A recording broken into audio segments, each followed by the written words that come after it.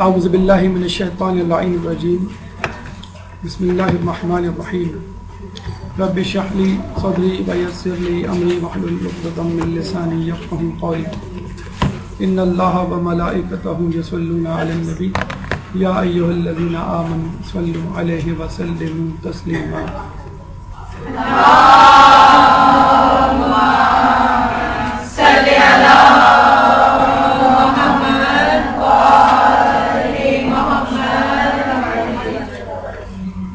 آج ہماری گفتگو کا عنوان ہے سیرت بی بی فضہ سلام اللہ علیہ۔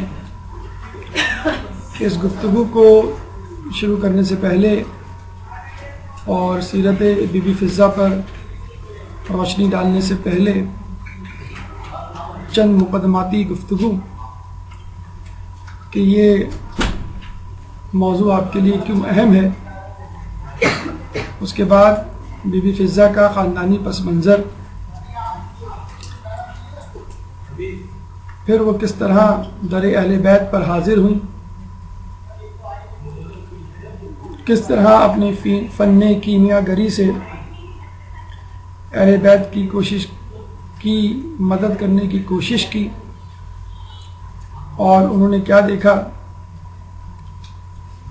اہل بیت کے ساتھ رہتے ہوئے کن کرامات کی حامل بنی، ان کے تقوی میں، عبادت میں، علم میں کیسے اضافہ ہوا، قربت قرآن کس طرح حاصل ہوئی، اور خدمت اہل بیت کا سفر کربلا تک کس طرح جاری و ساری رہا۔ سب سے پہلے چند مقدماتی گفتگو، یقیناً آپ کے ذہن میں یہ سوال آ رہا ہوگا کہ بی بی فضہ کی شخصیت کو کیوں منتخب کیا گیا آج کی گفتگو کے لیے، لیکن اس سے پہلے یہ سوال آپ کے ذہن میں آنا چاہیے کہ سیرت معصوم کو پڑھنے کا، سننے کا کیا فائدہ ہے، اور اس سے بھی پہلے جو اہم ترین سوال ذہن میں جلوہ افروز ہوتا ہے وہ یہ کہ تاریخ کی اپنی کیا حیثیت ہے دینی علوم میں، اور اگر حیثیت ہے تو اس تاریخ سے کم حقہ فائدہ کیوں نہیں اٹھایا گیا۔ اپنے مقدمے میں پہلے بنیادی سوال کی طرف ہم چلتے ہیں کہ ہمارے نزدیک تاریخ کی کیا اہمیت ہے۔ قرآن و حدیث، قرآن و سنت، قرآن و عطرت کا جملہ، الفاظ اور معیار و میزان آپ کے اذہان سے ٹکراتے رہتے ہوں گے کہ یہی ایک معیار ہے جو رسول چھوڑ کے گئے تھے، تاریخ کہاں سے اس کے درمیان آ گیا۔ تو جان لیجئے قرآن کی آیات کی تحریف تو نہیں کی جا سکتی، تکذیب یا تنقید تو نہیں کی جا سکتی، ہاں تعویلات کئی کی جا سکتی ہیں، اور ان تعویلات میں وہی تعویل قریب ترین قرین قیاس اور صحیح ترین ہوگی جو احادیث سے تصدیق شدہ ہوگی۔ چنانچہ قرآن کو سمجھنے کے لیے انسان حدیث کا محتاج ہے۔ اب آئیے، حدیث کو سمجھنے کے لیے انسان کس کا محتاج ہے؟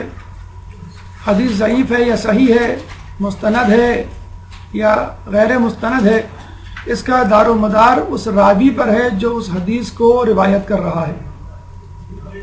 اس راوی کے حالات آپ کو تاریخ کی کتابوں میں ملیں گے، اور اس پورے علم کو اسم الرجال کہا جاتا ہے، یعنی راویوں کا علم، اور یہی وہ علم ہے جو کہ درس خارج میں علماء و اعلام اپنی گفتگو کا محور و مرکز بناتے ہیں، اور راویوں کے حالات جاننے کے بعد اس نتیجے پر پہنچتے ہیں کہ کون سی حدیث لی جائے، کون سی حدیث کو مسترد کیا جائے۔ چنانچہ قرآن کو سمجھنے کے لیے حدیث کا سہارا اور حدیث کو سمجھنے کے لیے اسم الرجال یعنی تاریخ یا سیرت راویات. تو آپ نے دیکھا کہ کس طرح تاریخ کا علم نہ صرف حدیث کو سمجھنے کے لیے بلکہ قرآن کو سمجھنے کے لیے بھی ضروری ہے. اور یہ وہ دو معیارات ہیں یعنی قرآن و فطرت، قرآن و حدیث یا قرآن و سنت کہ جن پر ہمارے دین کا دار و مدار ہے. اور ان دو معیارات اور میزان کو کس طرح تاریخ کا علم سہارا دیے ہوئے ہے یہ اظہر من الشمس. آیت اللہ خوئی نے اس ضمن میں بہت بڑا کارنامہ انجام دیا اور مستقل طور پہ اسم الرجال کا ایک رسالہ لکھ کر اس مسئلے کو ہمیشہ کے لیے دفن کر دیا.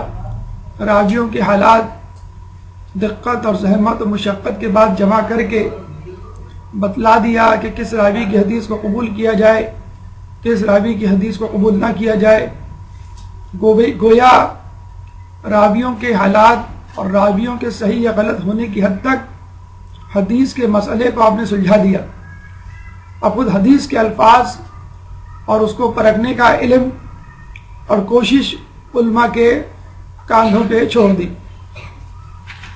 مقدماتی گفتگو میں دوسرا اہم سوال جو ہمارے ذہن میں اٹھتا ہے کہ آخر تاریخ معصوم یا معصومین کی سیرت کی کیا اہمیت ہے. واقعات کی اہمیت ہے، حالات کی اہمیت ہے، بادشاہوں حکمرانی کی اہمیت ہے، اس میں معصومین کی کیا اہمیت ہے. رسول کی ایک حدیث اس مسئلے کو لمحے بھر میں حل کیے دیتی ہے اور وہ حدیث حدیث ثقلین کے نام سے مشہور ہے جو تاریخی واقعے غدیر و خم کے موقع پر رسول اللہ نے اپنی زبان مبارک سے ادا کی. اور وہ حدیث تھی انی تارکن فیکم الثقلین ما ان تمسکتم بہما لن تضلوا کتاب اللہ و عطرتی اہل بیتی. میں تمہارے درمیان دو گرا قدر چیزیں چھوڑے جا رہا ہوں، جو ان دونوں سے متمسک رہا وہ کبھی گمراہ نہیں ہوگا، کتاب اللہ اور میرے اہل بیت کی عطرت. رسول اللہ نے لن تضلوا کا لفظ استعمال کیا ہے. لن ترانی میں جو لن استعمال ہوتا ہے وہ ہے کبھی نہیں والا، لم یا لما والا نہیں. تو یہ وہی لن ترانی والا لن تضلوا ہے کہ کبھی بھی گمراہ نہیں ہوگے جب تک ان سے متمسک رہو گے. اور وہ دو چیزیں کیا ہیں؟ کتاب اللہ عطرتی. اور دونوں ثقلین ہیں، دونوں اہم چیزیں ہیں، دونوں کو سنبھالنا ہے، پکڑنا ہے. اگر ایک کو سنبھالا دوسرے کو چھوڑ دیا تو بھی گمراہ، دوسرے کو سنبھالا پہلے کو چھوڑ دیا تو بھی گمراہ. لیکن ایک نقطہ، ایک اہم بات معصومین کی سیرت کو پڑھتے ہوئے ذہن میں مد نظر رکھنی چاہیے، جس کا اعادہ نقوش عصمت میں مولانا ذیشان حیدر جوادی نے مقدماتی گفتگو میں کیا کہ جب میں معصومین کی سیرت لکھنے بیٹھا تو میرے نزدیک تاریخ کا ایک سمندر ٹھاٹے مارتا ہوا معجزن تھا اور میری سمجھ میں نہیں آ رہا تھا کہ معصومین سے متعلق کس واقعے کو لوں، کس کو چھوڑوں.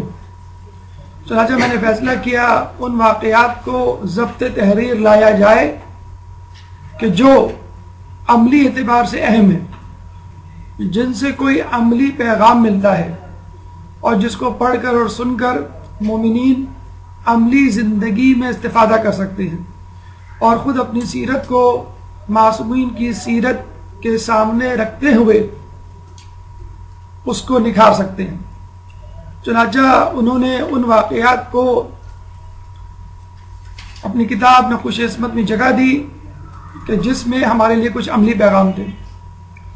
چنانچہ لا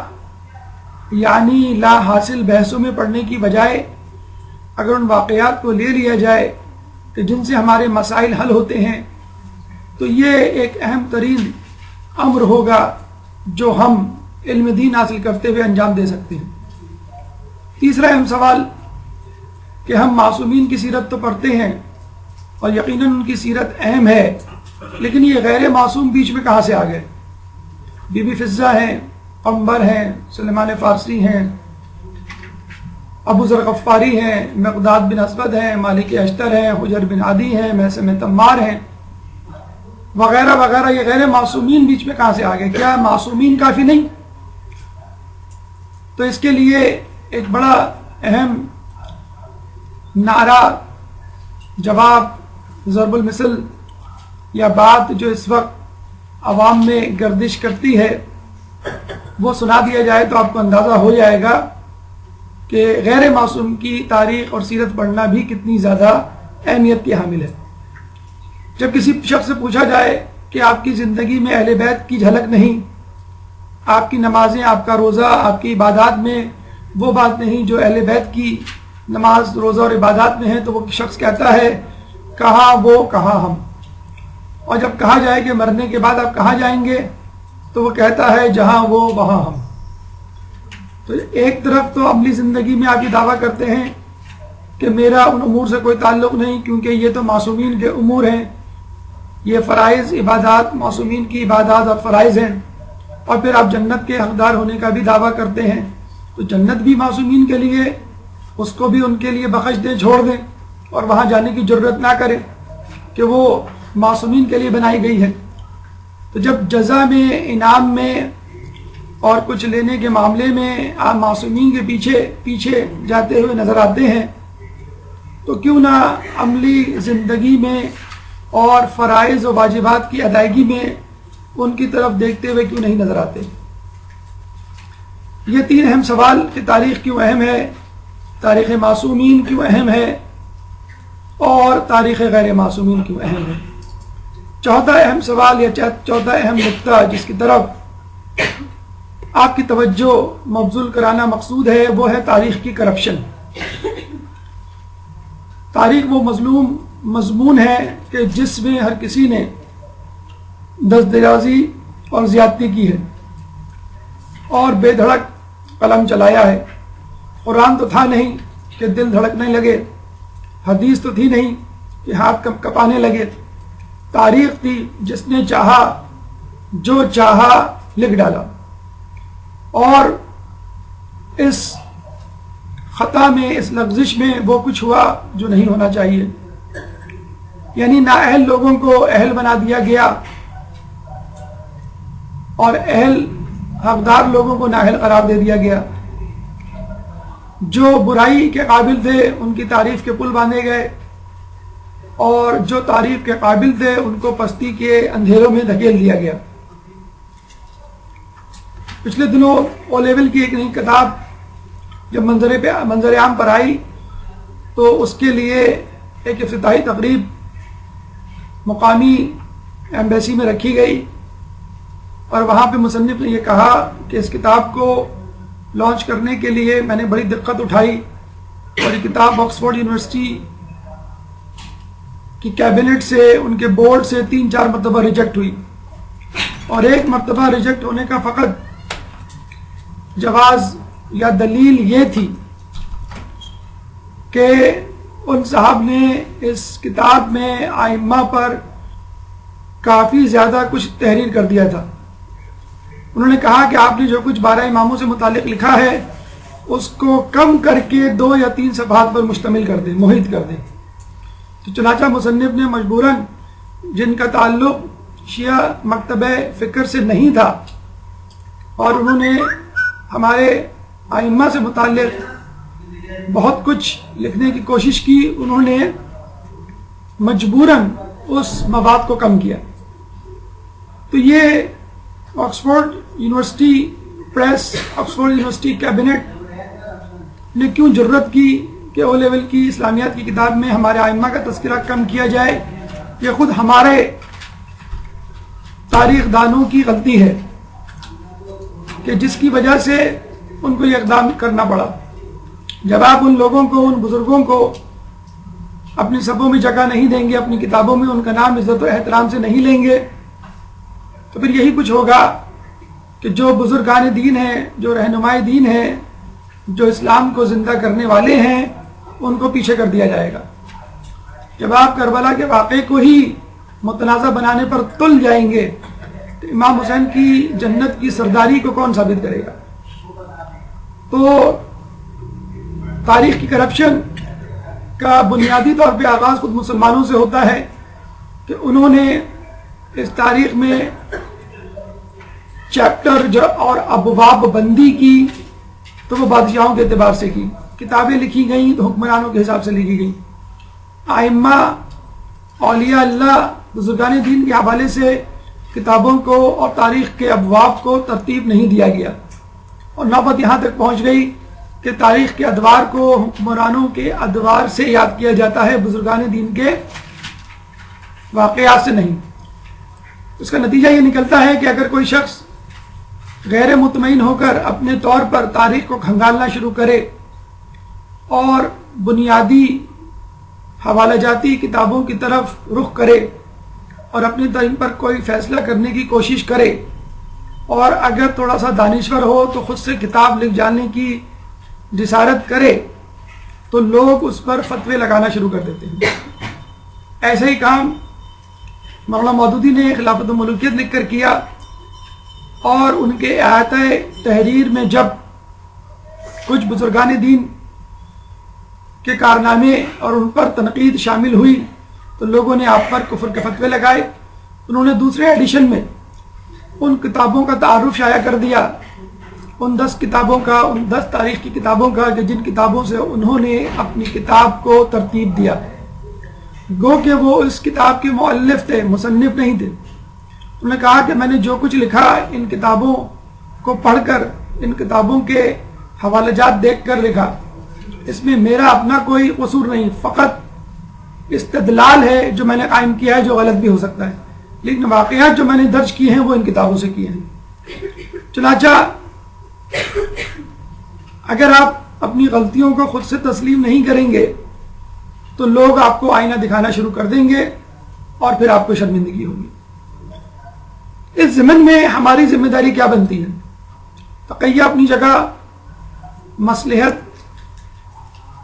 اپنی جگہ، لیکن جب تاریخ میں ایسا موڑ آ جائے کہ جب آپ کو قربانی دینی پڑ جائے اور حق کو واضح کرنا ضروری ہو جائے تو پھر یہ آپ کی ذمہ داری ہے، چاہے آپ کا نقصان ہو جائے، آپ کی جان چلی جائے، آپ حق کو واضح کریں۔ ایسا ہی کام ابن سکیت نے بادشاہ متوکل عباسی کے دور میں کیا کہ جب وہ ان کے 2 بیٹوں کو پڑھا رہے تھے، معتز اور مؤید۔ بادشاہ کے کسی نے کان بھرے کہ ابن سکیت مذہب اہل بیت کا ماننے والا ہے اور اس نے اپنے دونوں بیٹوں کے دلوں میں اہل بیت کی محبت ڈال دی ہے اور وہ اپنے مذہب کو چھوڑ چکے ہیں۔ متوکل نے خود سے اس مسئلے کو حل کرنے کی کوشش کی اور امر حقیقی معلوم کرنے کا ارادہ کیا۔ ایک دن وہ خود ابن سکیت جب ان کے دونوں بیٹوں کو پڑھا رہے تھے پہنچ گیا اور پوچھنے لگا کہ میرے بیٹے کیسے جا رہے ہیں؟ ابن سکیت نے تعریف کی، ماشاءاللہ دونوں بیٹے بہت اچھے جا رہے ہیں، سبق یاد کرتے ہیں، مجھے سناتے ہیں، سیرت و کردار میں بھی تبدیلی آئی ہے۔ اب ابن سکیت نے اپنا وہ سوال کیا جس کی بنا پر اس کو فیصلہ کرنا تھا کہ کیا اس کے بیٹے مذہب اہل بیت کی طرف چلے گئے ہیں یا ابن سکیت خود اس کا تعلق مذہب اہل بیت سے ہے۔ اور اس نے ابن سکیت سے ایک سوال کیا، وہ تاریخی سوال جس کا تاریخی جواب کتاب کی کتب تواریخ میں موجود ہے، اور وہ سوال یہ تھا کہ ابن سکیت یہ بتلاؤ کہ علی کے بیٹے حسن و حسین زیادہ بہتر ہیں یا میرے بیٹے معتز اور مؤید؟ ابن سکیت نے جب یہ سنا تو ان کو جلال آ گیا، اور یہ وہ وقت تھا کہ جب حق کو اظہار کرنا ضروری ہو گیا اور تقیہ سے منہ موڑنا حرام۔ انہوں نے فوراً کہا یہ تیرے دونوں بیٹے تو بہت دور کی بات اور حسن و حسین بھی بہت دور کی بات، علی کا غلام قمبر تو جسے اور تیرے دونوں بیٹے سے کہیں زیادہ افضل ہے۔ یہ وہ تاریخی جملہ ہے جو تاریخ کی کتابوں میں ثبت ہو گیا، اور اس کے بعد کسی بادشاہ کو اپنے بیٹوں کو حسن و حسین سے تقابل کرنے کی جرت نہ ہوئی۔ لب لباب خلاصہ کلام یہ ہے کہ انسان کو اپنے مرتبہ مقام کو پہچاننا چاہیے، اہل بیت کے مرتبہ مقام کو پہچاننا چاہیے، اور اگر آپ کے اندر کوئی خوبی ہے تو اس کو مان لیجئے، اور اگر وہ خامی ہے تو اس کو خوبی سے زیادہ بدرجہ اولا تسلیم کر لیجئے، ورنہ بہت شرمندگی ہوگی۔ ایک لطیفہ اس ضمن میں عرض کرتے چلیں، ایک صاحب کو ان کے دوستوں نے گھیر لیا کہ آپ کو دعوت کرنی ہے، بڑے دنوں سے آپ ٹال رہے ہیں۔ چاروں لاچار انہوں نے دعوت قبول کر لی، یعنی ٹھیک ہے ہم آپ کی دعوت کریں گے۔ مقرر دن مقرر وقت پہ لوگوں کو دوستوں کو بلا لیا۔ عین دعوت والے دن بیگم کو بتلایا تو وہ بہت ناراض ہوئی کہ آپ نے مجھے عین وقت پہ بتلایا، مہینے کی آخری تاریخیں ہیں، قرضوں میں جکڑ چکے ہیں، آپ کو ضرورت کیا تھی دعوت کرنے کی، اور گھر میں تو پکانے کو کچھ نہیں ہے سوائے دال کے۔ تو انہوں نے کہا کہ ایسا کرو، دال ہی پکا دو، لیکن کم از کم کچھ بہانہ تو بناؤ کہ میں اپنے دوستوں کو منہ دکھانے کے قابل رہوں۔ کہیں گے ٹھیک ہے میں ایسا کروں گی، جب کھانے کا وقت آئے گا تو دیگچی خالی گرا دوں گی، آپ پوچھئے گا ڈرائنگ روم سے کہ کیا گرا، میں کہوں گی قورمے کی دیگ۔ تھوڑی دیر بعد پھر دوسری خالی دیگچی گراؤں گی، آپ پوچھئے گا کیا گرا، میں کہوں گی اب بریانی گر گئی۔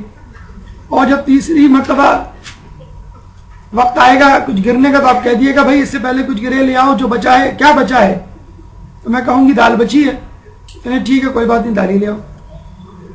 کافی دیر گزر گئی، مہمان پہلو بدلتے رہے، کھانے کا وقت آیا تو کچن سے آواز آئی، لیکن خالی دیگ کی نہیں، بھری ہوئی دیگ کی۔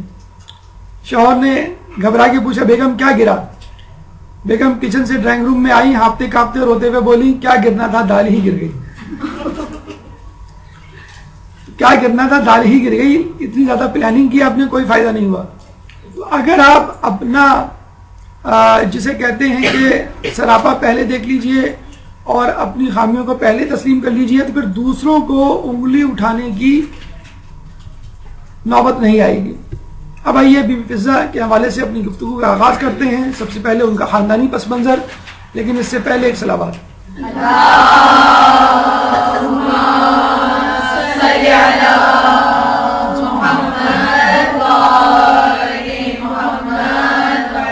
آپ کا نام میمونہ نوبیہ تھا، نوبیہ اس قبیلے کا نام کہ جن سے ان کا تعلق تھا، لیکن جب آپ اسلام کے دائرہ کار میں داخل ہوئی تو آپ کا نام فضہ پڑ گیا، اور وہ اس وجہ سے بھی کہ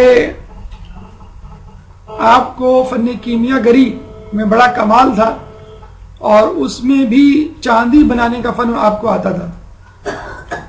72 سال کی عمر پائی، 11 سال کی عمر میں در اہل بیت پر آئیں، اور پھر 72 سال تک یعنی 61 سال تک انہوں نے خاندان اہل بیت کی خدمت کی۔ خاندان کے حوالے سے بادشاہ نجاشی کی بیٹی یا کنیز ان کو کہا جاتا ہے، جو خود بنفس نفیس اپنے آپ کو اہل بیت کی کنیزی میں دینے آئی تھی۔ ازدواج آپ نے جب تک بی بی سیدہ زندہ رہیں شادی نہیں کی، اور جب آپ کا انتقال اور آپ کی شہادت ہوئی تو وہ بھی لوگوں کے کہنے پہ، ایک روایت میں مولا علی کے کہنے پہ ایک حبشی غلام ابو ثعلبہ سے شادی کی، جس سے آپ کا ایک بیٹا ہوا، لیکن 1.5-2 سال بعد شوہر بھی مر گیا اور بیٹا بھی۔ اس کے بعد ایک دوسرے حبشی غلام ابو صلیح عطفانی سے شادی کی، جس سے 4 بیٹے ہوئے، داؤد، یحییٰ، موسیٰ اور محمد، اور ایک بیٹی مسکہ۔ یہ 5 اولادیں آپ کی ابو صلیح کے عطفانی سے جو دوسری شادی ہوئے۔ جناب مسکہ کی ایک بیٹی تھی جس کو فضہ صغریٰ کہنا بجا ہوگا، اس کا نام تھا شکیلہ۔ شکیلہ کے حوالے سے کہا جاتا ہے کہ ان میں بی بی فضہ کی جھلک تھی، اور جس طرح بی بی فضہ جوابات دیا کرتی تھیں، قرآن سے گفتگو کیا کرتی تھی، جناب شکیلہ کے بارے میں بھی یہی ملتا ہے، اور معجزات کی حامل تھی۔ عبادات اور تقوی میں طاقت تھی. ایک دفعہ حج کے موقع پر سفر کے دوران قافلے سے بچھڑ گئی، ناقہ بیمار ہو گیا. ناقے کو اونٹنی کو آزاد کیا اور اللہ سے سچے دل سے دعا کی تو ایک شخص آیا، اس نے ایک ناقہ دیا اور غائب ہو گیا. اس کے بعد اس ناقے کو استعمال کر کے حج کیا، اپنے گھر پہنچی اور قافلے والوں سے پہلے باحفظ حفاظت گھر پہنچ گئی. کسی نے آپ کو قرآن کی زبان میں گفتگو کرتے ہوئے دیکھا تو کہا کہ ہم نے تو ایک زمانے میں بی بی فضا کو سنا ہے قرآن کی زبان میں گفتگو کرتے ہوئے. تو آپ نے کہا کہ میں انہی کی نواسی ہوں. گفتگو کا تیسرا مرحلہ کہ بی بی فضا در اہل بیت پر کس طرح آئی. ایک صلوات پڑھتے محمد والے محمد.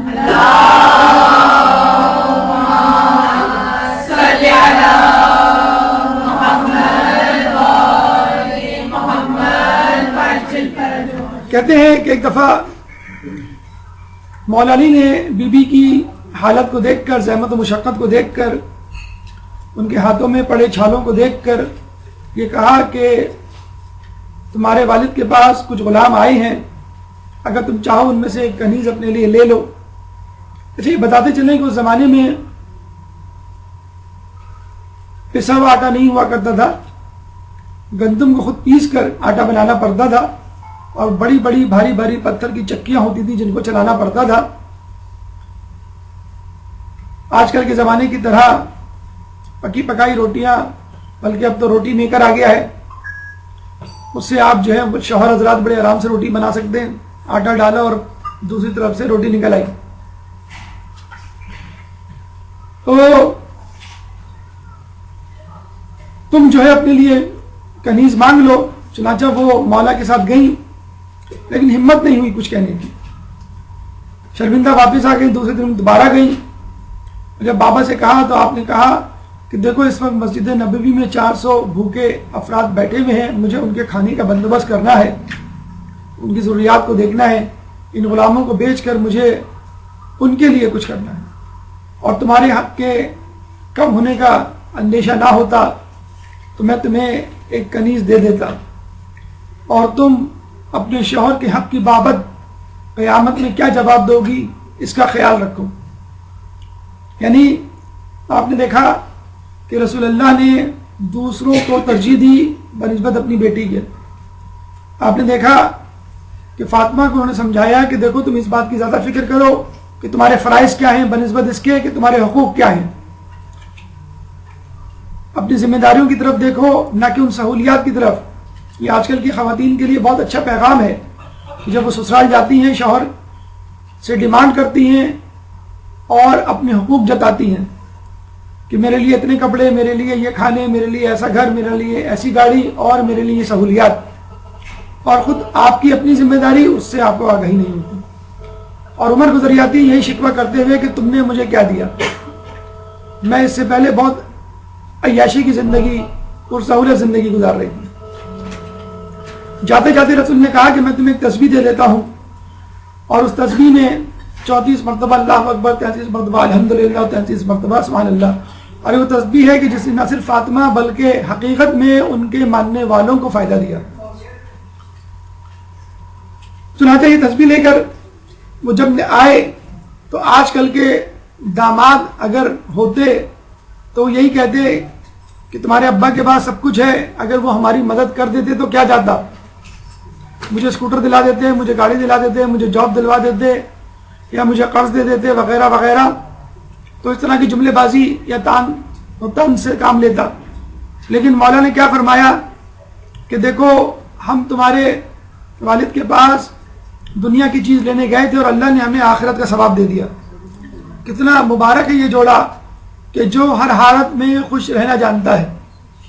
اور پھر رستے ہی میں یہ آیت اتری وَإِمَّا تُعْرِضَنَّ عَنْهُمُ ابْتِغَاءَ رَحْمَةٍ مِّن رَّبِّكَ تَرْجُوهَا فَقُل لَّهُمْ قَوْلًا مَّيْسُورًا. سورہ بنی اسرائیل آیت نمبر 28. وَإِمَّا تُعْرِضَنَّ عَنْهُمُ ابْتِغَاءَ، اور اگر تمہیں ان لوگوں سے پہلو تہی کرنی پڑے رحمتًا من ربک ترجوها، اس انتظار میں کہ تمہارے پروردگار کی طرف سے رحمت آئے، فقل لهم قولا میسورا، جس کے تم امیدوار ہو تو ان سے نرم انداز میں بات کرو. یعنی اگر تم کو امکان ہے کہ آج نہیں تو کل، کل نہیں تو پرسوں میرے پاس فراغت ہوگی، میرے پاس کچھ ایسی چیزیں آ جائیں گی کہ میں ان لوگوں کی مدد کر سکتا ہوں یا مدد کی حامی بھر سکتا ہوں جن کو آج میں انکار کر رہا ہوں، تو ایسے لوگوں کو نرمی سے سمجھاؤ، نرمی سے بات کرو تاکہ ان کے دل کو ٹھیس نہ پہنچے۔ رسول اللہ سمجھ گئے کہ اب میرے پاس کشائش یا فراغت یا کھلا ہاتھ آنے والا ہے، اور جب بی بی فضہ ان کے پاس آئیں تو آپ نے بی بی فضہ کو اپنی بیٹی کے حوالے کر دیا۔ یہاں پر ایک بات سمجھنے کی ہے کہ اگر رسول چاہتے تو پہلے دن ہی حوالے کرتے تھے، کیا ان کو وحی الہی کے طور پہ، علم غیب کے طور پہ اس کا علم نہیں تھا؟ گویا وہ بتلانا چاہ رہے تھے کہ دیکھو اگر میں پہلے دیتا تو لوگ الزام لگاتے اپنی بیٹی کی محبت میں دے دی کنیز، اور اب دی قرآن کی آیت اترنے کے بعد تو اب لوگوں نے کہا کہ قرآن کی آیت اتری تب دی۔ وما ينطق عن الهوى ان هو الا وحی یوحی۔ ایک درود پڑھ دے محمد والے محمد۔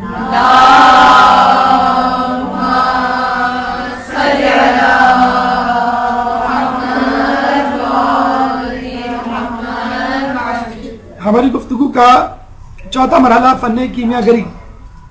جب آپ در اہل بیت میں آئیں تو دیکھا کہ یہاں بہت خستہ حالی ہے، فقر و فاقہ ہے، پریشانی ہے، غربت ہے، بھوک و افلاس ہے۔ چنانچہ آپ نے اپنے فن کو، فن کیمیا گری کو استعمال کرنے کی ٹھانی، کہیں سے لوہا تلاش کیا، کچھ کیمیائی اجزاء اس کے ساتھ ملائے، آگ میں پگھلایا اور پھر اس کو چاندی میں تبدیل کر دیا۔ جب یہ تبدیل کر کر مولا علی کے پاس لے کر آئیں تو مولا علی نے ان سے کہا کہ ذرا یہ پتھر اٹھانا۔ انہوں نے نیچے پڑا ہوا پتھر اٹھایا، مولا نے اشارہ کیا اور وہ پتھر سونے کا بن گیا۔ بی بی فضہ بہت حیران ہوئی۔ ان کی حیرانگی میں اضافے کے لیے مولا نے کہا فضہ ذرا نیچے تو دیکھو، اور مولا نے جو ہے وہ اشارہ کیا تو نیچے ان کو چاندی اور سونے کے دریا بہتے ہوئے نظر آئے۔ تو یہ دریا بہتے ہوئے نظر آنے کا ایک اور جواز اور حکمت ہے کہ جو ہماری زمین ہے اس کا جو کور ٹیمپریچر ہے، سینٹر آف دا ارتھ، وہ 3000 ڈگری سینٹی گریڈ تک ہے۔ جب اتنا ٹیمپریچر ہوگا تو سونا اور چاندی لکوڈ فارم میں ہوں گے، نہ کہ سالڈ فارم میں۔ اور یہ بات آیا ہے، مولانا نے پھر بی بی فضہ کی حیرانگی کو دور کرتے ہوئے کہا کہ دیکھو یہ فقر و فاقہ اختیاری ہے نہ کہ اجباری، ہم پہ کوئی جبر نہیں، مجبوری نہیں۔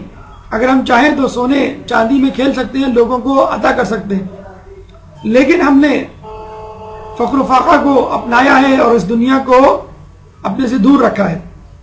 اور یہ بات ذہن میں رکھے کہ خود رسول اللہ کو جب کہا گیا کہ آپ نبوت بادشاہت کے ساتھ کریں گے یا فقیری کے ساتھ، تو رسول اللہ نے بادشاہت کو ٹھکرا دیا۔ حالانکہ بڑا آسان کام تھا بادشاہت کے ساتھ نبوت کو چلانا۔ سلیمان علیہ السلام سے کم کی تو بادشاہت نہ ملتی ان کو، لیکن انہوں نے اپنے لیے زحمت و مشقت برداشت کی۔ اور خود رسول اللہ کیا، امام حسین کو کہا گیا کربلا کے میدان میں کہ آپ کو فتح چاہیے یا شہادت؟ چاہتے تو فتح لے لیتے، اپنے گھر والوں کو قتل و غارت اور ذلت جو ظاہری طور پر ان کے ساتھ روا رکھی گئی، چھٹکارا مل جاتا اور فتح یاب ہوتے اپنے دشمن پر، لیکن شاید اسلام کی وہ سربلندی حاصل نہ ہوتی جو شہادت کی صورت میں حاصل ہوئی۔ ہمیں کیا پیغام ملتا ہے رسول اللہ کی اس بے نیازی، مولا علی کے اس زہد اور امام مظلوم کی اس مظلومیت سے؟ دیکھیں ان تمام باتوں پر، سونا چاندی، دنیا اور کائنات پر تصرف ہونے کے باوجود فقر و فاقہ پر آدمی کیوں قائم رہتا ہے؟ چھوٹا سا واقعہ سنیے۔ ایک شخص مولا علی کے پاس آیا اور کہنے لگا میں فقر و فاقے کا شکار ہوں، میرے لیے کچھ کیجئے۔ مولا نے پتھر اٹھا کے اس کے ہاتھ میں رکھ دیا اور وہ سونا بن گیا۔ خوشی خوشی گیا، سونے کو بیچا، اپنی ضروریات پوری کی۔ پھر کچھ دنوں بعد آیا، کہنے لگا مولا پھر دوبارہ فقر و فاقے کا شکار ہوں، کچھ کیجئے۔ مولا نے پتھر اٹھا کے اس کے ہاتھ میں رکھا، پھر وہ سونا بن گیا۔ پھر خوشی خوشی بازار گیا، اس کو بیچا، اپنی ضرورت کو پورا کیا۔ کچھ دنوں بعد خود آیا، دوبارہ آیا، کہنے لگا مولا مجھے بار بار آتے ہوئے شرمندگی ہوتی ہے، کیوں نہ آپ سونا بنانے کا فن مجھے سکھا دیں۔ مولا نے کہا کہ تمہیں اس کے لیے میرے ساتھ کچھ دن رہنا پڑے گا۔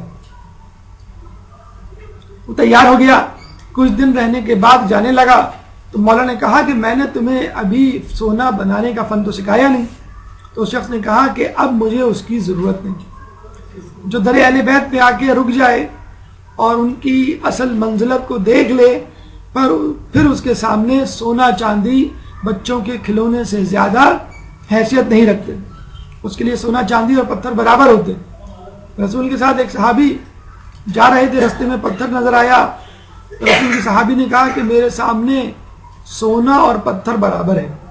تو رسول نے کہا اب تم آزاد مرد ہو، یعنی آزاد ہو اپنی خواہشات سے، اپنی تمناؤں سے، اپنے نفس سے، دنیا کی محبت سے، ہر قسم کے ظلم و ستم سے، مشکلات سے، وسوسوں سے۔ ایسا انسان جس کے سامنے دنیا کی کوئی عزت نہ ہو وہ آزاد ہوتا ہے۔ امام کو ایک بادشاہ نے کہا کہ آپ مجھ سے ڈرتے کہ نہیں، کیوں نہیں؟ امام نے کہا کہ نہ میرے پاس دنیا ہے جس کے چلے جانے کا خوف ہو، اور نہ تیرے پاس آخرت کہ جس کی مجھے ملنے کی امید ہو۔ تو ایسے لوگ دنیا کو کھلونے سے زیادہ حیثیت نہیں رکھتے، لیکن کچھ لوگوں کو یہ مل جائے تو وہ اس کو کرتب بازی میں تبدیل کر دیتے۔ ایک شخص کو جس کو کرامت حاصل ہوئی تھی نئی نئی، رجب علی خیاط کو ناشپاتی ہاتھ میں دے کر اترانے لگا کہ وہ ناشپاتی سونا بن گئی۔ رجب علی خیاط نے وہ ناشپاتی دوبارہ اس کے ہاتھ میں رکھی، یعنی سونا وہ دوبارہ ناشپاتی بن گیا، اور کہا کہ ایمان کو اپنی خدا کی رضا حاصل کرنے کے لیے استعمال کرو، کرتب بازی کے لیے نہیں۔ سائنسی پہلو دیکھتے ہیں اس کا کیا ہے، یعنی کام کی بات ذرا کہ سونا کیسے بنایا جائے۔ دیکھیں، آپ نے پیریوڈک ٹیبل میں پڑھا ہوگا کہ ہر ایلیمنٹ کا ایک ایٹامک نمبر ہوتا ہے، اور اس ایٹامک نمبر سے وہ پہچانا جاتا ہے۔ اگر ایٹامک نمبر تبدیل کر دیا جائے تو وہ ایلیمنٹ اور اس کے فیچرز چینج ہو جاتے ہیں۔ اور ایٹمی نمبر کیا ہے؟ دراصل پروٹون کی تعداد، number of protons in the nucleus. Atom 3 ذروں سے مل کر بنتا ہے، proton, neutron, electron. Atomic number depends upon the number of proton present in the nucleus. جتنے پروٹون ہوں گے اسی حساب سے وہ مادہ ہوگا۔ گولڈ کا ایٹمک نمبر 79 ہے، یعنی number of protons in the nucleus are 79۔ Silver کا پروٹون نمبر 47 ہے، number of protons present in the nucleus 47۔ Iron کا پروٹون نمبر 26 ہے، number of protons present in the nucleus is are iron 26۔ اب آپ iron کے 26 proton میں 21 proton مزید داخل کر دیں تو it will change into silver by it self. Proton کی تعداد ہی تو بڑھانی ہے آپ کو۔ اسی طرح سلور کے ایٹم میں 32 پروٹونز آپ داخل کر دیں، that will change into gold. یہ ہے سمپل طریقہ پروٹون داخل کر کے گولڈ بنانے کا۔ اس سے بھی آسان طریقہ کیا ہے؟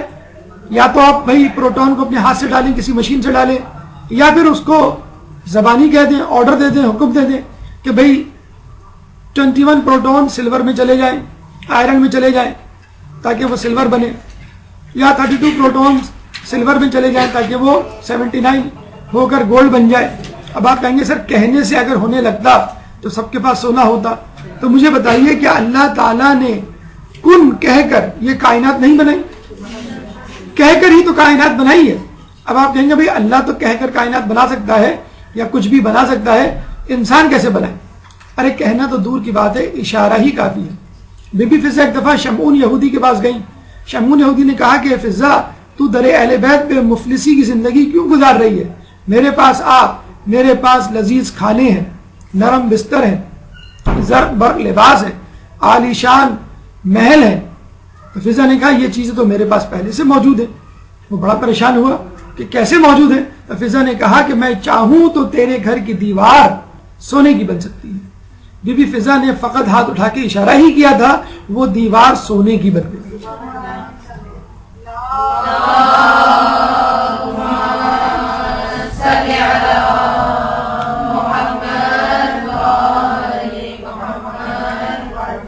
چھٹے امام اپنے اصحاب کے ساتھ بیٹھے ہوئے تھے، کہنے لگے کہ مومن میں اتنی قابلیت ہوتی ہے کہ اگر وہ سامنے کھڑے ہوئے درخت کو اشارہ کرے تو وہ درخت اس کے سامنے آ کر کھڑا ہو جائے. امام نے جملہ ختم کیا نہیں تھا، وہ درخت امام کے سامنے آ کر کھڑا ہو گیا. امام نے مسکرا کے کہا کہ میں نے مثال دی تھی، حکم نے. تو یہ مومن کا انداز ہوتا ہے. اگر مومن چاہے تو کہنا تو درکنار، فقط اس کے اشارے سے چاند 2 ٹکڑے ہو سکتا ہے، بشرط یہ کہ وہ اللہ کی رضا میں اپنی رضا کو شامل کر دے. اور یہاں پر یہ حدیث ہمیں یاد آتی ہے، حدیث قدسی کہ انسان میں نے پوری کائنات تیرے لیے خلق کی ہے اور تجھے اپنے لیے. تو تمام چیزیں جو کائنات میں موجود ہیں ان کے اوپر مومن کو مکمل طور پہ تصرف حاصل ہے، بشرط یہ کہ وہ اللہ کا بندہ اور نیکوکاروں میں شامل ایک صالح انسان بن جائے. اگر وہ فاسق و فاجر ہوگا تو کبھی بھی یہ چیزیں اس کے تصرف پہ نہیں آئیں گی. ایک بادشاہ ہے، اس کا بیٹا اگر اپنے نوکروں کو، بادشاہ کے نوکروں کو، بادشاہ کے وزیروں کو حکم دے تو کیا وہ اس کی بات نہیں مانیں گے؟ بالکل مانیں گے. لیکن اگر بادشاہ اپنے بیٹے سے ناراض ہو جائے اور اس کو زندان میں ڈال دے تو کیا اب وہ شہزادہ اپنی باتیں لوگوں سے منوا سکے گا؟ بالکل نہیں. ہماری مثال بالکل ایسی ہے. ہم اپنی تمناؤں کے اسیر ہو چکے ہیں، ہم اپنی خواہشات کے زندان میں مقید ہیں. اسی لیے کائنات اور یہ تمام چیزیں جو ہمارے پاس موجود ہیں ہماری بات نہیں مانتے. اور اگر آج ہم خدا کے بندے بن کر اور اس کے مطیع و فرما بردار ہو کر اپنے آپ کو تبدیل کر لیں تو یہ کائنات ہمارے قدموں میں گر جائے گی. تو ہم دنیا کی لالچ میں مبتلا ہیں. اس کو ایک حکایت سے سمجھ لیجئے. ایک دفعہ ایک بادشاہ نے اپنے وزیر کو کہا کہ میں تم سے بہت خوش ہوں اور چاہتا ہوں کہ تم کو کچھ دوں، چنانچہ تم جاؤ میرے خزانے سے جتنے ہیرے جواہرات چاہو سمیٹ کے لے آؤ. جب وہ گیا تو وہاں پہ موجود خزانچی نے کہا وزیر خزانہ نے کہ تم یہاں سے جتنے چاہو جواہرات لے کے جا سکتے ہو، لیکن ضروری ہے مغرب سے پہلے تم اس خزانے سے اپنی چیزیں سمیٹ لینا. اگر مغرب ہو گئی اور سورج غروب ہو گیا تو پھر تمہیں اجازت نہیں ہوگی. جب اندر داخل ہوا تو اس نے دیکھا ایک کھانے کا کمرہ ہے جس میں لذیذ کھانے تیار رکھے ہوئے ہیں. آگے ایک اور کمرے میں گیا تو استراحت کا کمرہ تھا، بیڈ روم تھا، اس میں بہت ہی نرم بستر بچھا ہوا تھا. تیسرا کمرہ جواہرات کا تھا. اس نے کہا ابھی دوپہر کا وقت ہے، دن ہے، سورج نصف النہار پہ ہے، میں کچھ کھا لوں. چنانچہ وہ کھانے بیٹھ گیا. پہلی مرتبہ اتنے لذیذ کھانے بادشاہ نے پکوائے تھے جو آج تک اس نے نہیں کھائے تھے. اور جب اس نے پیٹ بھر کے بلکہ کچھ زیادہ ہی اپنی استطاعت سے گنجائش سے کھا لیا تو اس کو غنودگی نے ستایا. اس نے کہا چلے تھوڑا سا آرام کر لیتا ہوں، ابھی دوپہر ہے، شام میں اٹھ کر ہیرے جواہرات سمیٹ لوں گا. چنانچہ وہ سو گیا اور پھر ایسی نیند آئی کہ بس وہ سوتا ہی رہ گیا اور سورج غروب ہو گیا. اور جلدی جلدی وہ بھاگا خزانے کی طرف کہ ہیرے جواہرات سمیٹوں، لیکن وزیر خزانہ نے منع کر دیا کہ اب اس کا وقت گزر چکا، تم اپنا وقت استعمال کر چکے. آج کل کا انسان بھی اسی طرح زندگی گزار رہا ہے. ہیرے جواہرات نہیں جمع کر رہا بلکہ کھانے پینے اور سونے کی فکر میں. ہیرے جواہرات کیا ہیں؟ نیکیاں، عبادات اور فرائض. ہم انسان اپنی ضروریات میں پڑے ہوئے ہیں. اپنے کپڑوں کی زیادہ فکر ہے، اپنے کھانے کی زیادہ فکر ہے، اپنے آرام کی زیادہ فکر ہے اور اپنی سہولیات کی زیادہ فکر ہے. اگر فکر نہیں تو اس کی فکر ہے کہ فجر کی نماز پڑھی کہ نہیں. اگر فکر نہیں تو اس کی نہیں کہ میرا حجاب کیسا ہے. اگر فکر نہیں تو اس کی نہیں کہ میں ٹی وی پہ جو کچھ دیکھ رہا ہوں وہ دیکھنا چاہیے کہ نہیں. تو انسان اپنی راحت اور سکون، لذیذ کھانوں، نرم بستروں اور سہولیات میں گھن چکر بنا ہوا ہے صبح سے شام، اور اس طرح زندگی گزرتی چلی جاتی ہے. اور وہی یہی کہتا رہتا ہے ابھی تو بہت وقت ہے، ابھی نیکی کر لوں گا، ابھی تو بہت زندگی باقی ہے، اب نماز پڑھ لوں گا، ابھی تو بہت دن باقی ہیں، اب حجاب کر لوں گی، وغیرہ وغیرہ. اور یوں زندگی کا چراغ جو ہے وہ گل ہو جاتا ہے اور اس کا سورج غروب ہو جاتا ہے اور اس کو پتہ بھی نہیں چلتا. زندگی کی بھول بھلیوں میں وہ اتنا گم ہو چکا ہوتا ہے. ایسے لوگوں کے لیے کہ جو لوگ سونے چاندی، حکمرانی، تخت و تاج کو کوئی اہمیت نہیں دیتے. یہ وہ لوگ ہوتے ہیں جو اللہ تعالیٰ کی معرفت سے آشنا ہو چکے ہوتے ہیں, اس کی معرفت کو درک کر چکے ہوتے ہیں. دو نیم ان کی ٹھوکر سے صحرا و دریا, سمٹ کر پہاڑ ان کی ہیبت سے رائی, دو عالم سے بیگانہ کرتی ہے دل کو, عجب چیز ہے لذت آشنائی. تو یہ انسان آج کل کا کہ پریشان ہے زندگی کو حاصل کرنے میں, اور اس کو ملتا وہی ہے جو تقدیر میں. اللہ فرماتا ہے کہ انسان اگر تو چاہے کہ میری مرضی تیری مرضی میں داخل ہو جائے تو ایسا نہیں ہو سکتا, اور اگر تو چاہے کہ تیری مرضی میری مرضی میں داخل ہو جائے تو میں تمہیں وہ کچھ دوں گا جو تو چاہتا ہے, اور وہ کچھ بھی دوں گا جو میں تجھے دینا چاہتا ہوں. لیکن اگر تو چاہے کہ میری مرضی تیری مرضی میں داخل ہو جائے تو میں تجھے اپنی خواہشات کی تکمیل میں تھکا دوں گا, لیکن تیرے ہاتھ وہی کچھ آئے گا کہ جو تیری قسمت میں لکھا ہے.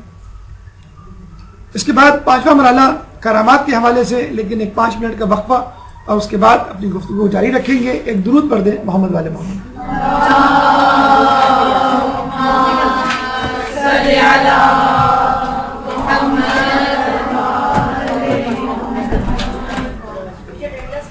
بسم اللہ الرحمن الرحیم. گفتگو کا 5واں مرحلہ بی بی فضہ کی کرامات کے حوالے سے.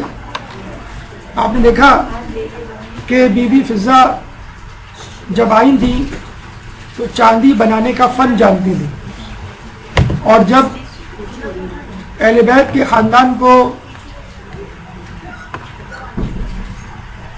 ان کی رہنمائی کو اختیار کیا تو سونا بنانے کے فن کو نہیں جانا بلکہ سونا بنانے کی کرامت کو اختیار کیا, حاصل کر لیا.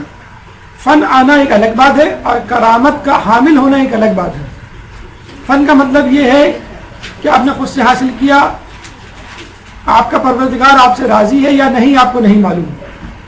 لیکن کرامت کا مطلب یہ ہے کہ اللہ آپ سے راضی بھی ہے, اس لیے تو اس نے یہ کرامت دی ہے. تو تقویٰ پرہیزگاری حاصل کر کے انسان اگر کوئی کرامت حاصل کرے وہ اس فن سے بہتر ہے جو تقوی کے بغیر اس کے پاس آ جائے. پھر ہمیں یہ بھی ملتا ہے کہ ایک دفعہ رسول اللہ کی دعوت کی بی بی سیدہ نے, دعوت کے بعد جانے لگے تو مولا نے کہا کہ کل میری طرف سے دعوت ہے. رسول اللہ دوسرے دن آئے, دعوت کے بعد جانے لگے. امام حسن نے کہا کہ کل میری طرف سے دعوت ہے. تیسرے دن آئے, دعوت کے بعد جانے لگے تو امام حسین نے کہا کل میری طرف سے دعوت ہے. جب چوتھے دن آئے, دعوت کے بعد جانے لگے, دروازے سے گزر رہے تھے, بی بی فضہ کھڑی ہوئی تھی, انہوں نے آہستگی سے کہا کہ کل میری طرف سے دعوت ہے. اچھا رسول کہہ سکتے تھے کہ بس ٹھیک ہے گھر والوں کی طرف سے ہو گئی, تم یہاں کی کنیز ہو, تمہاری دعوت بھی اس میں ہو گئی. لیکن کہا کہ ٹھیک ہے میں آؤں گا. 5ویں دن آئے تو اہل بیت بڑے حیران ہوئے. خیریت؟ آپ نے کہا کہ آج فضہ نے میری دعوت کی ہے. اب مولا علی بڑے حیران پریشان ہوئے اور بی بی فضہ سے کہا کہ آپ ہمیں بتلا دیتی تو ہم کچھ انتظام کر دیتے طعام کا. انہوں نے کہا کہ کوئی بات نہیں, انشاءاللہ انتظام اللہ کر دے گا. اندر کمرے میں گئی, مصلی بچھایا, نماز پڑھنے لگی, سجدے میں جا کے دعا کی گڑ گڑا کر کہ اللہ تیرے محبوب کی دعوت کی ہے, میری عزت کی لاج رکھ لینا. اور پھر کچھ دیر بعد دیکھا کہ جنت سے طعام رسول اللہ کے لیے آیا.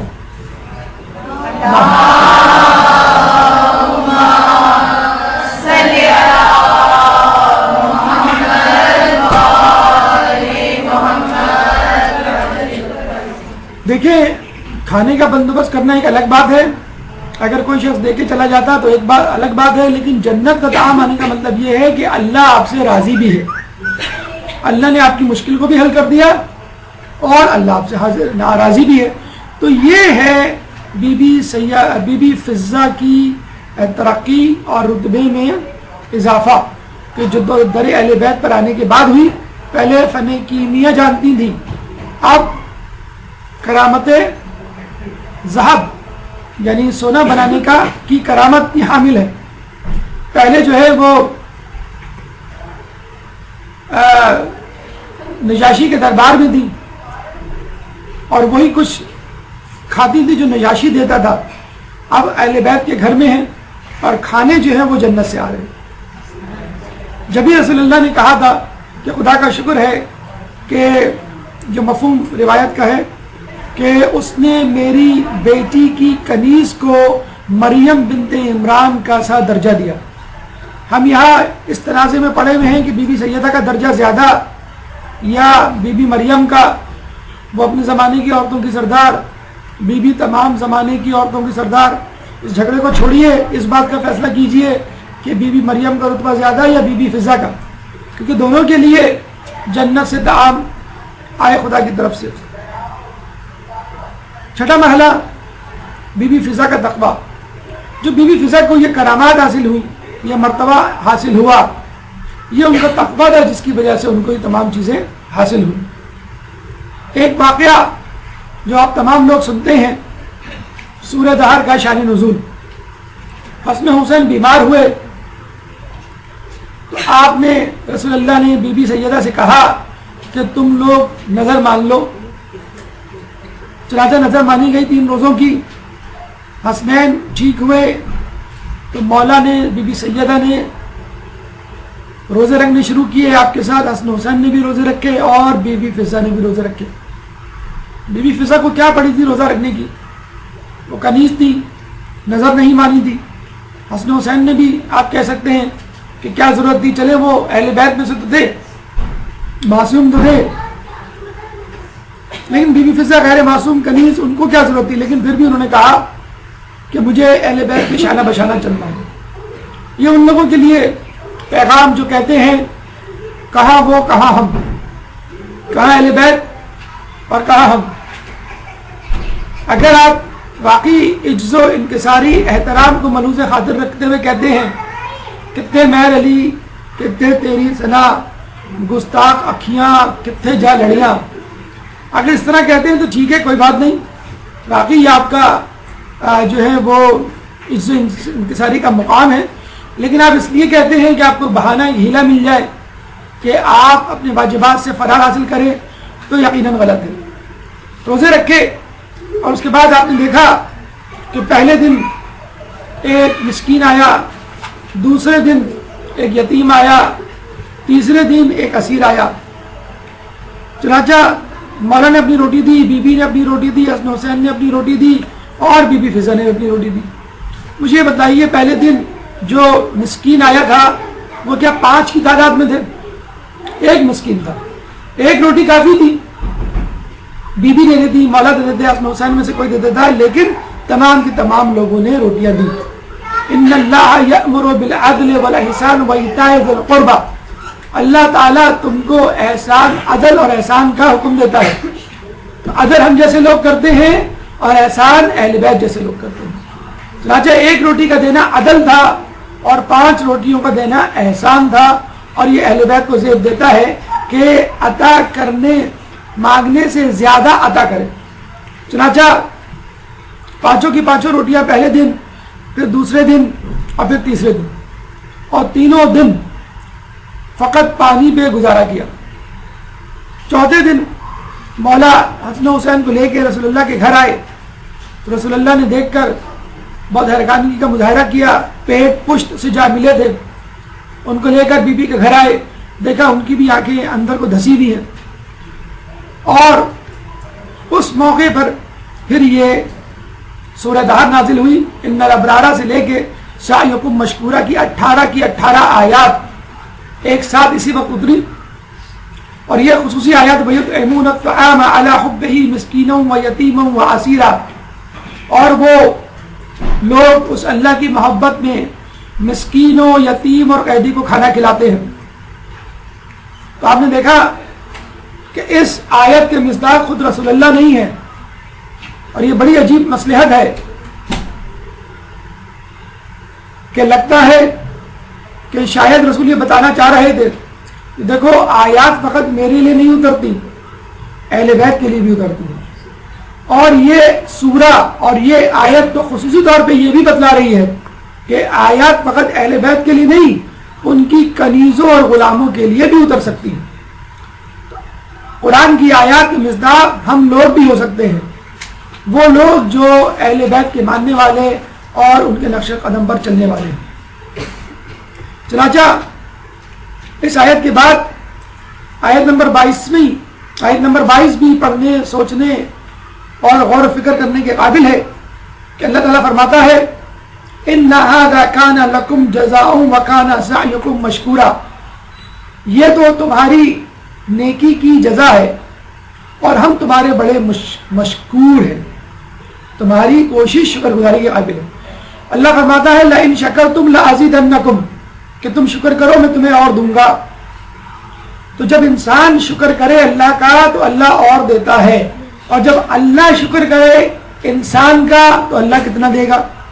تو یہ یقیناً اتنا بڑا امر، اتنا بڑا احسان، اتنا بڑا کام کہ اللہ کو شکر ادا کرنا پڑا اپنی مخلوق کا۔ یہ ہے اہل بیت، اور یہ ہیں اہل بیت کے ساتھ ساتھ چلنے والے ان کے معصوم، غیر معصوم بندے۔ اس سورہ، اس آیت کی جو مخفی پہلو ہیں ان پہ ذرا نظر کیجئے کہ پہلی بات تو یہ کہ سورہ دہر 4 معصوم اور غیر معصوم کے لیے ہے، یعنی بی بی فضہ معصوم نہیں تھی پھر بھی یہ آیت اتری۔ دوسرا پہلو کہ جب مسکین آیا تھا پہلے دن تو اس نے کہا تھا اے اہل بیت مجھے کھانے کے لیے کچھ دو، خدا تمہیں بہشتی کھانے دے گا۔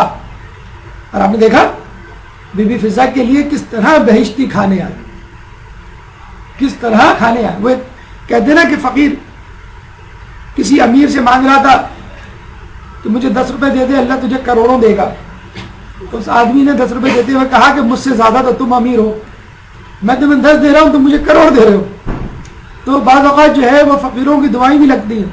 اس فقیر کی دعا کیا لگی کہ بی بی فضہ کے لیے جنت سے کھانا آیا۔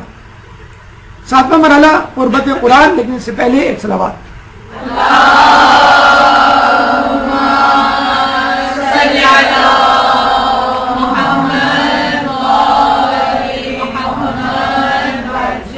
دیکھیں ہمارے یہاں مساوات کا بڑا دعویٰ کیا جاتا ہے، نعرہ لگایا جاتا ہے، لیکن حقیقت میں مساوات آپ کو کہیں نظر نہیں آئے گی۔ امریکہ میں گورے اور کالوں کی مساوات کا چکر ابھی تک چل رہا ہے، تعصب ابھی بھی جاری ہے۔ ساؤتھ افریقہ میں کچھ سال پہلے تک تو ووٹ ڈالنے کا حق ہی نہیں تھا۔ پھر نوکروں کے ساتھ جو رویہ اختیار کیا جاتا ہے، چاہے وہ مشرق ہو یا مغرب ہو، نوکروں کو چھوڑیے، حکمرانوں کے بچے الگ اسکول میں پڑھتے ہیں اور عوام کے بچے الگ اسکولوں میں پڑھتے ہیں۔ حکمرانوں کے لیے الگ ہاسپٹل ہوتے ہیں اور عوام الناس کے لیے سول جگہ جیسے ہاسپٹل ہوتے ہیں۔ حکمرانوں کے لیے منرل واٹر ہوتا ہے اور غریبوں کے لیے جوہر کا پانی ہوتا ہے۔ حکمرانوں کے لیے الگ تعلیم ہوتی ہے اور بچوں کے لیے، عوام الناس کے بچوں کے لیے ایک الگ تعلیم ہوتی ہے۔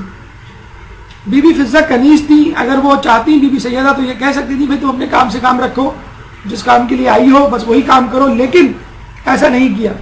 ان کو تعلیم بھی دی، ان کی تربیت بھی کی، اور اتنا بہتر قاری قرآن، حافظ قرآن، معلم قرآن بنایا کہ آج تک ان کو دنیا متکلمہ قرآن یا معلمہ قرآن کے حوالے سے یاد رکھتی ہے۔ 20 سال اور ایک روایت کے مطابق 30 سال تک آپ نے قرآن کے لہجے میں قرآن کی آیات میں گفتگو کی۔ ایک واقعہ بڑا دلچسپ آپ کی معلومات کے لیے، ایک دفعہ وہ جا رہی تھی حج بیت اللہ کے ارادے سے، قافلے سے بچھڑ گئی۔ ایک شخص وہاں سے گزرا اور پوچھا کہ آپ کون ہیں؟ آپ نے جواب دیا فقل سلام فسوف یعلمون، سلام کہو بس تمہیں انہیں معلوم ہو جائے گا۔ یعنی اس کو چاہیے کہ پہلے وہ سلام کرتا۔ پھر اس نے کہا آپ یہاں کیسے آ گئی؟ آپ نے کہا فمن یہد اللہ فما لہ من مضل، جس کی ہدایت اللہ کرے اسے گمراہ کرنے والا کوئی نہیں۔ کہنے کا مطلب یہ ہے کہ میں اپنے قافلے سے بھٹک کر یہاں آ گئی۔ پھر اس نے پوچھا، اس کو شک ہوا کہ کوئی جن بھوت پریت تو نہیں کہ آپ جنوں میں سے ہیں یا انسانوں میں سے؟ تو آپ نے قرآن کی آیت پڑھی یا بنی آدم خذوا زینتکم، اے نبی آدم، اے بنی آدم، اپنے آپ کو سجائے رکھو، یعنی میں بنی انسان میں سے ہوں۔ پھر اس نے پوچھا آپ کہاں سے تشریف لائیں؟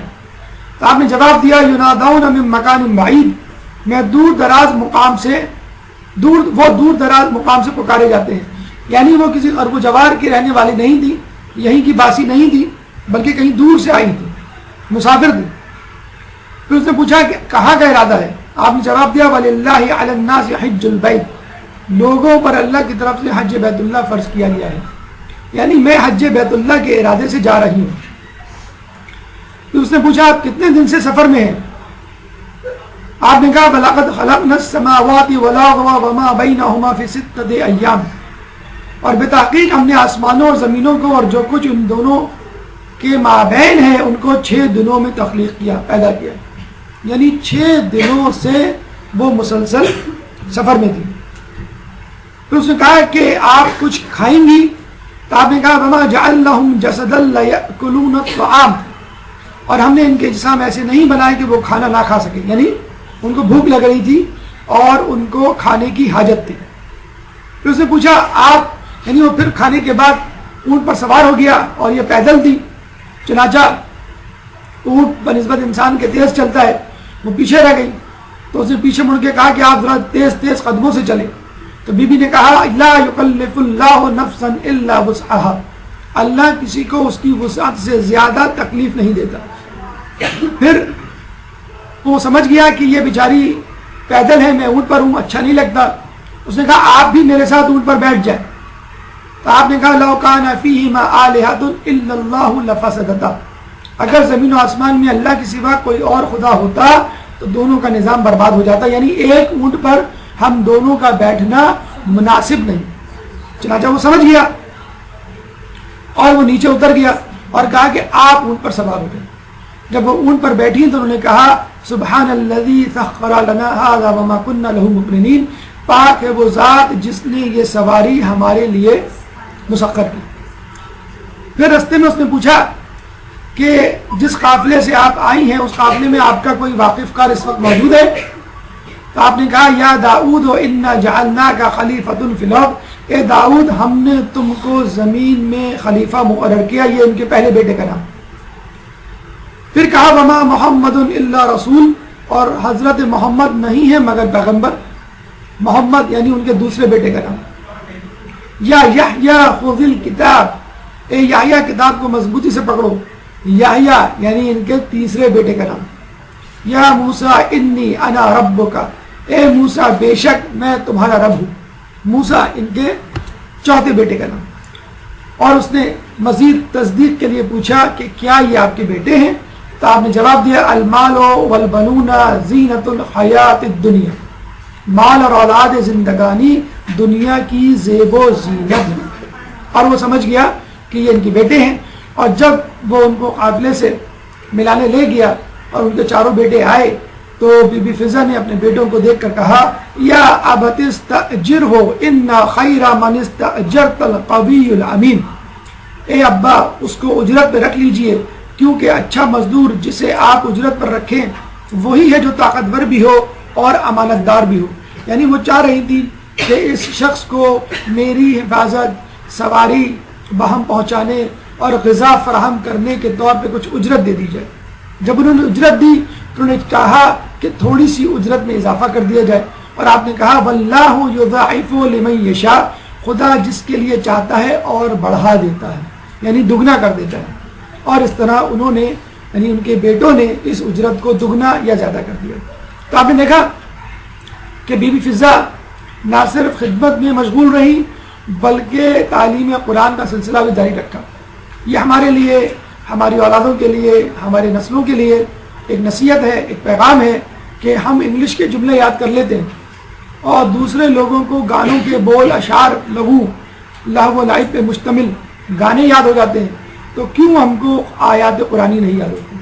قرآنی آیات جو ہماری روزمرہ کی زندگی کے معمولات سے بہت زیادہ لگا کھاتی ہوں، اس سے استفادہ کیا جا سکتا ہو، اگر ایک آیت روزانہ بھی یاد کریں تو بھی آپ کو پورے سال میں 365 آیات یاد ہو جائیں گی، یعنی تقریباً دن بھر میں ہونے والے تمام امور سے متعلق کوئی نہ کوئی آیت.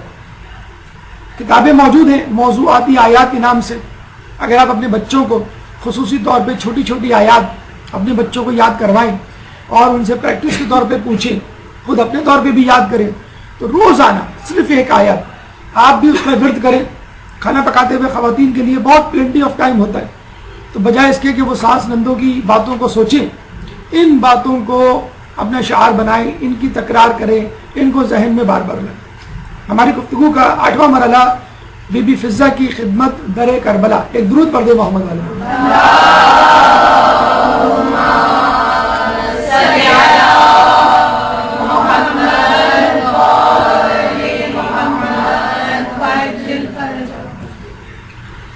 کہتے ہیں کہ جب رسول اللہ کا آخری وقت آیا تو انہوں نے بی بی فضہ کو بلایا اور یہ کہا کہ تم نے ہمارے خاندان اہل بیت کی خدمت کا حق ادا کر لیا, اب تم کیا اجر چاہتی ہو؟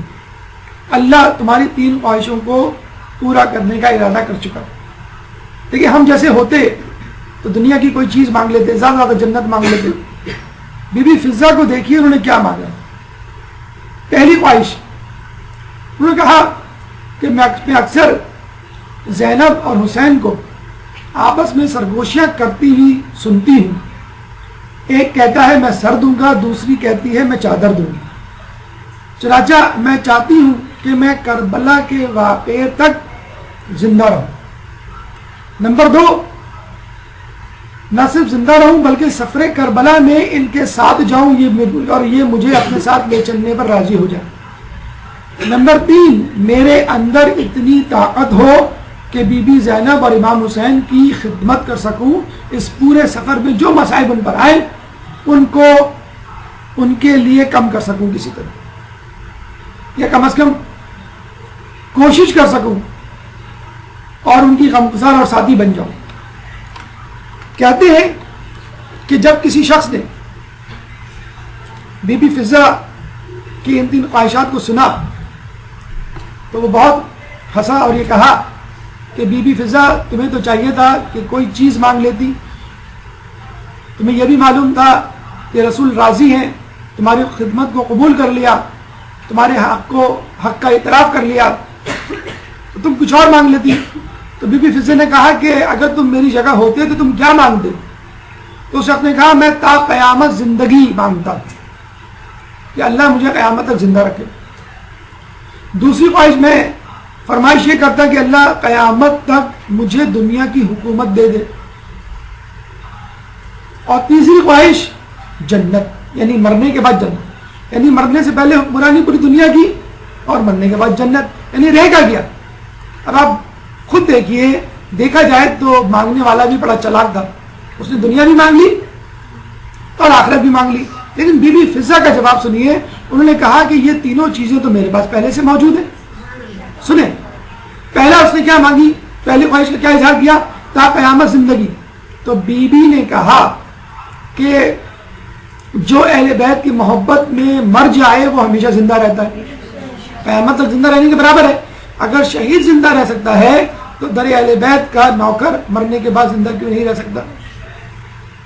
نمبر 2, تو نے کہا کہ دنیا کی حکومت مل جائے تا قیامت. ارے سیدہ کے گھر کی غلامی دنیا کی حکومت سے بہتر ہے, اس میں جو لذت ہے وہ دنیا کی حکمرانی سے زیادہ ہے, بہتر ہے. نمبر 3, تو نے کہا کہ جنت مل جائے. تو زہرا کے گھر کے علاوہ بھی کسی اور کے پاس جنت ہے؟ جنت کے سردار یہاں, جنت کی عورتوں کی سردار یہاں, جنت اور جہنم کو تقسیم کرنے والا یہاں, تو اس گھر کے علاوہ جنت کے ٹھیکیدار کہاں؟ یہ تھا بی بی سیدہ کا جواب. ایک درود پڑھتے محمد علی محمد.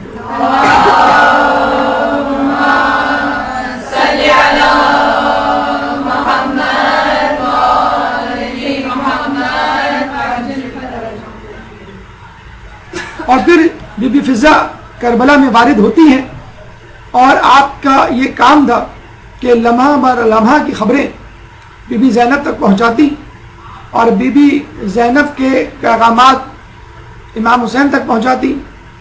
فضائل میں مسائل میں ان کا تذکرہ میں ملتا ہے کہ حبیب ابن مظاہر کی آمد کی خبر بی بی فضہ ہی نے بی بی زینب کو دی تھی, اور بی بی زینب کا سلام بی بی فضہ ہی نے حبیب ابن مظاہر کو پہنچایا تھا. جناب حر کی آمد کی خبر بھی بی بی فضہ ہی نہیں دی تھی. حتیٰ کہ یہ بھی ملتا ہے کہ جب امام مظلوم یا بی بی زینب لاشوں کو اٹھاتے یا میدان کربلا کی طرف جاتے ہیں تو بی بی فضہ ان کے ساتھ ساتھ جاتی اور لاشیں اٹھانے میں ان کی مدد کرتی. اور پھر عصر عاشور کا وقت آیا, امام نے اپنے گھر والوں کو سلام کیا, یا زینب و یا ام کلثوم و یا رقیہ و یا سکینہ و یا رباب علیکن منی سلام. اے زینب, اے ام کلثوم, اے رقیہ, اے سکینہ, اے رباب, تم سب پر میرا سلام. اس سلام میں اگر بی بی فضہ کو بھی شامل کر دیتے تو کیا تھا, لیکن بی بی فضہ کا الگ سے مقام و مرتبہ بتلانا مقصود تھا. جب جا رہے تھے تو بی بی فضہ در خیمہ کیا پردہ اٹھائی کھڑی تھی. امام نے الگ سے ان کو سوال کیا, یا فضۃ علیک منی سلام, اے فضہ تم پر بھی میرا سلام.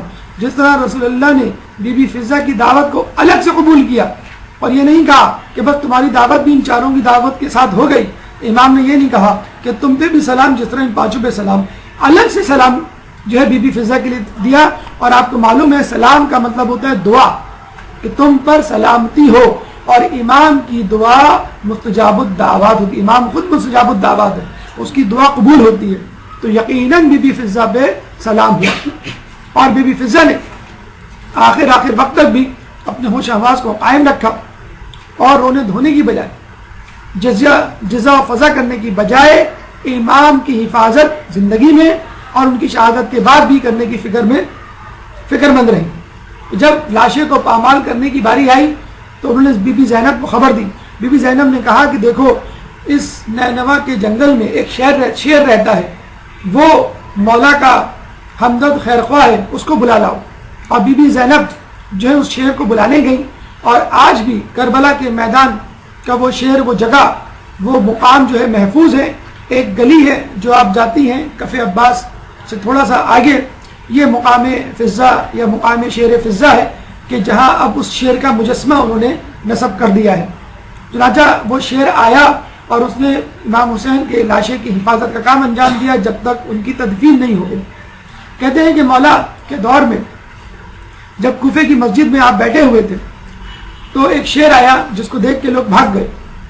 شیر نے قدم بوسی کی اور آپ کی کان میں کچھ کہا. جب وہ شیر چلا گیا تو لوگوں نے پوچھا شیر کیا کہہ رہا تھا. مولا نے فرمایا یہ شیر کہہ رہا تھا کہ میری شیرنی کا انتقال ہو گیا ہے, ایک میرا بچہ ہے, اس کی پرورش کے لیے فکر مند ہے. تو مولا نے کہا کہ نینوا کے جنگل میں ایک شیرنی رہتی ہے, اس کو بلا کے لے آؤ, وہ تمہارے بچے کی پرورش کر دے گی. وہ نینوا کے جنگل سے اس شیرنی کو بلا کے لایا اور اس نے آپ اس شیر کے بچے کی پرورش کی. کئی سال بعد وہ شیرنی اس شیر کے بچے کو لے کر آئی جو اب تنومند جوان ہو چکا تھا. تو شیرنی نے کہا میرے لیے کیا حکم ہے. تو مولا نے کہا کہ اس شیر کو, یعنی بچے کو, جب بڑا جوان شیر بن چکا تھا, کہ اسی نینوا کے جنگل میں چھوڑ دو کہ ایک وقت آئے گا کہ یہ میرے اہل بیت کی خدمت کرے گا, ان کے کام آئے گا. اور وہ شیر وہی تھا جس کو بی بی فضہ نے آواز دے کر بلایا تھا, اور اس شیر نے پھر امام حسین کے جسد خاکی کی لاشیں کی حفاظت کی تھی. اور سورہ یاسین آیت نمبر 12 میں ہمیں یہ پیغام ملتا ہے کہ امام کا حکم, امام کی حکومت نہ صرف انسانوں بلکہ جانوروں پر بھی ہوتی ہے. وَكُلَّ شَيْءٍ أَحْصَيْنَاهُ فِي إِمَامٍ مُبِينٍ, اور ہم نے ہر چیز کو امام مبین میں جمع کر دیا ہے. لوگوں نے پوچھا کہ کیا اس سے مراد قرآن شریف ہے, کیا اس سے مراد توریت ہے, کیا اس سے مراد زبور ہے, کیا اس سے مراد انجیل ہے.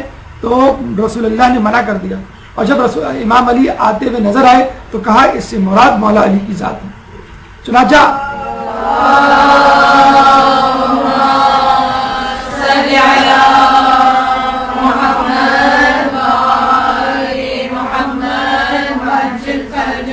شہادت حسین کے بعد جب یہ قافلہ کوفے کے بازار اور شام کے دربار میں پہنچا تو بھی فضہ کا کردار ہم کو واضح طور پہ نظر آتا ہے. حالانکہ 70 کے عشرے میں پہنچ چکی تھی, لیکن اس کے باوجود خدمت اہل بیت سے ایک لمحے کی بھی غفلت نہیں برتی. کہتے ہیں کہ بازار کوفہ میں جتنے کوڑے بی بی زینب پر پڑے, تمام کوڑوں کو بی بی فضہ نے اپنے جسموں پر روکا. اور اس کے بعد دربار شام میں جب اہل بیت کی خواتین کو لے جایا گیا اور یزید ملعون نے اہل بیت کی خواتین کو دیکھنے کی ناپاک جسارت کی تو بی بی فضہ اس کے اور اہل بیت کی خواتین کے درمیان ایک رکاوٹ بن گئی. یزید ملعون نے کہا کہ اس عورت کو میرے سامنے سے ہٹاؤ. تو بی بی فضہ کو طیش آ گیا اور وہاں کھڑے ہوئے حبشی غلاموں کو کہا کہ تمہاری غیرت کو کیا ہو گیا ہے کہ تمہارے قبیلے کی ایک عورت کو ایک شخص للکار رہا ہے اور تمہیں جوش نہیں آتا. چنانچہ وہاں پہ کھڑے حبشی غلاموں نے اپنی تلواروں کو نیام سے نکال لیا اور یزید کو یہ کہا کہ اگر تم نے اس حبشی عورت کو کچھ کہا تو یہاں پر ہم خون کی ندیاں بہا دیں گے. یہ بی بی فضہ کا کردار. بی بی فضہ کی خدمت 11 سال کی عمر سے لے کر مرتے دم تک، اور اب ان کا روزہ مبارک آخری آرام گاہ بھی شام میں بی بی زینب کے روزے کے ساتھ کہ مرتے دم تک اہل بیت کی خدمت سے غفلت نہیں برتی. جب جزا مانگنے کی باری آئی تو بھی جزا میں اپنے انعام کی بجائے مزید خدمت مانگی. بادشاہت کے طور طریقوں اور شہزادیوں کے طور طریقے کو چھوڑ کر جو بی بی فضہ اہل بیت کی کنیزی میں آئی. ہم بڑے فخر سے جو اپنے فیس بک پہ اسٹیٹس لکھ دیتے ہیں کہ I am a princess and princess doesn't do work. تو بی بی فضہ بھی پرنسس تھی، بی بی فضہ بھی شہزادی تھی. خود شہزادی کونین بی بی سیدہ بھی شہزادی تھی، لیکن آپ نے دیکھا دونوں گھر کا کام کیا کرتی تھی. ایک دن بیوی کیا کرتی تھی اور ایک دن جو ہے بی بی فضہ کیا کرتی تھی. تو اگر آپ اپنے آپ کو کنیزان زہرا کہلانے پر مصر ہیں تو بی بی فضہ کا کردار دیکھیے. ہم یہ نہیں کہہ رہے کہ بی بی سیدہ کا کردار دیکھیں، ورنہ آپ کی طرف سے یہ دوبارہ جواب آ جائے گا کہ کہاں وہ کہاں ہم. ہم یہ کہتے ہیں کہ آپ ان کی کنیزوں کا کردار دیکھیں، آپ مولا کے غلاموں کا کردار دیکھیں جو غلامی کا دعویٰ کرتے ہیں، اور یہ دیکھیں کہ انہوں نے اپنے علم اور تقویٰ اور خدمت کو جس طرح شعار بنایا اور جس طرح مرتبہ اور مقام حاصل کیا. کیا ہم اس مرتبہ مقام کی جستجو میں سنجیدہ ہیں؟ اگر نہیں ہے تو فکر کیجئے، اور اگر ہیں تو شکر ادا کیجئے. اللہ تعالیٰ سے دعا ہے کہ جو کچھ پڑھا سنا اس پہ عمل کرنے کی توفیق عطا فرمائے. اس موضوع سے متعلق اگر آپ کے ذہن میں کوئی سوال ہے تو آپ کر سکتے ہیں. اب سوالات بھرپور سلامات. برحمتك يا أرحم الراحمين وصلى الله على محمد وآله الطاهرين.